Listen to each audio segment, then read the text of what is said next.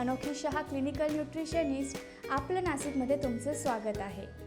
आज आपण एक अशा आजाराबद्दल चर्चा करणार आहोत की जो भारतात झपाट्याने वाढत आहे, तो म्हणजे मधुमेह, डायबिटीज।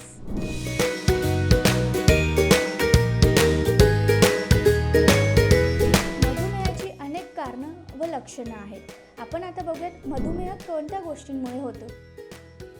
तर सर्वात महत्त्वाचं म्हणजे हेरिडिटी, अयोग्य आहार, तसेच स्ट्रेस लेवल वाढणे, शारीरिक हालचाल कमी असणे, अशी अनेक कारणं आपल्याला मधुमेहाकडे घेऊन जातात।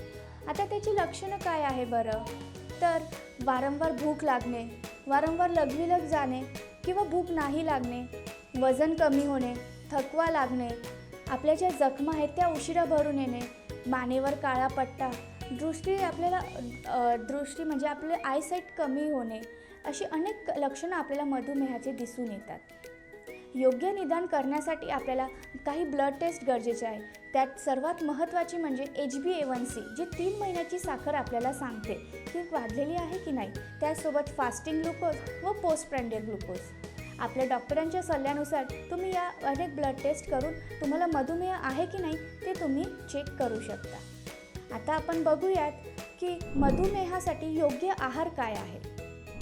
आता आपण बघूयात मधुमेह असल्यास आपल्याला आहारामध्ये काय काय बदल करायचे आहेत। बरेच लोक सांगतात की मधुमेह आहे तर मी भात बंद करतो, चपाती बंद करतो, गहू बंद करतो, तर तसं नाही आहे। आपल्याला कार्बोहायड्रेट्सची तितकीच गरज असते, फक्त आपल्याला कार्बोहायड्रेट्सची योग्य निवड करायची आहे। जसं की आपण कॉम्प्लेक्स कार्बोहायड्रेट्स घेऊ शकतात।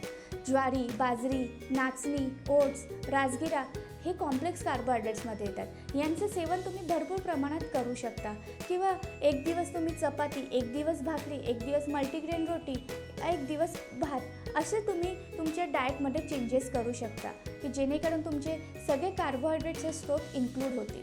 प्रथिनं पण तितकीच महत्त्वाची आहे। प्रथिनांमुळे आपली रक्तातल्या साखरेची पातळी नियंत्रणात राहते। प्रत्येक जेवणात आपल्याला प्रथिनं इन्क्लूड करणं गरजेचं आहे। आपण स्मॉल मील्स पण घेत असेल किंवा मधल्या वेळेत आपण फुटाणे, ड्रायफ्रूट्स, दही, ताक यांचं सेवन केलं पाहिजे। हेल्दी फॅट्स पण आपल्याला तितकेच महत्त्वाचे आहेत।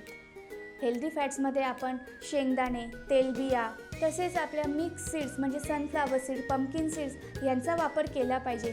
तेल व तुपाचा वापर आपल्याला कमी करायचा असतो, कारण जास्त प्रमाणात फॅट्स वाढल्याने आपल्या डाएटमध्ये ते हळूहळू आपलं कोलेस्ट्रॉल वाढवतात, जो की एक कोमॉर्बिड कंडिशन आहे डायबिटीसची। मायक्रोन्यूट्रियंट पण आपल्याला इक्वली इम्पॉर्टंट आहे। झिंक, मॅग्नेशियम, पोटॅशियम, तसेच कॅल्शियम, व्हिटॅमिन D3 यांच्या स्रोतांचं सेवन आपल्याला भरपूर प्रमाणात केले पाहिजे। मधुमेहात व्यायाम पण तितकाच महत्त्वाचा आहे। जितकं तुम्ही वॉक करणार किंवा चालणार तितकी तुमची रक्तातील साखर कमी होणार आणि तुमचा मधुमेह म्हणजे शुगर लेवल्स कंट्रोलमध्ये राहणार। चालण्यासोबतच तुम्ही सूर्यनमस्कार किंवा स्विमिंग, दोरीवरच्या उड्या लहान मुलांमध्ये आपण करू शकतो।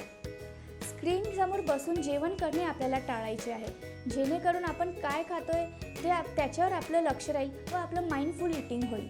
जसं आपण बघितलं, कार्बोहायड्रेट्स, प्रथिनं, जीवनसत्व महत्त्वाचे आहे मधुमेहामध्ये, त्याचप्रमाणे फायबर पण तितकेच महत्त्वाचे आहे। ते आपल्याला साखर कमी करण्यासाठी मदत करतात।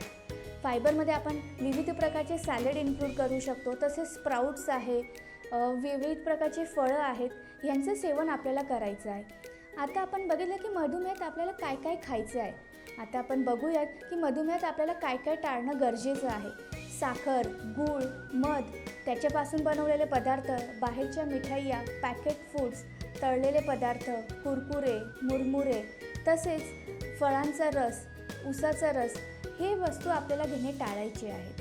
तर आपण आजच्या एपिसोडमध्ये काय काय बघितलं, मधुमेह म्हणजे काय, त्याची कारणं, लक्षणं व त्यासाठी आपल्याला काय काय चेंजेस करायचे आहेत डाएटमध्ये ते बघितलं।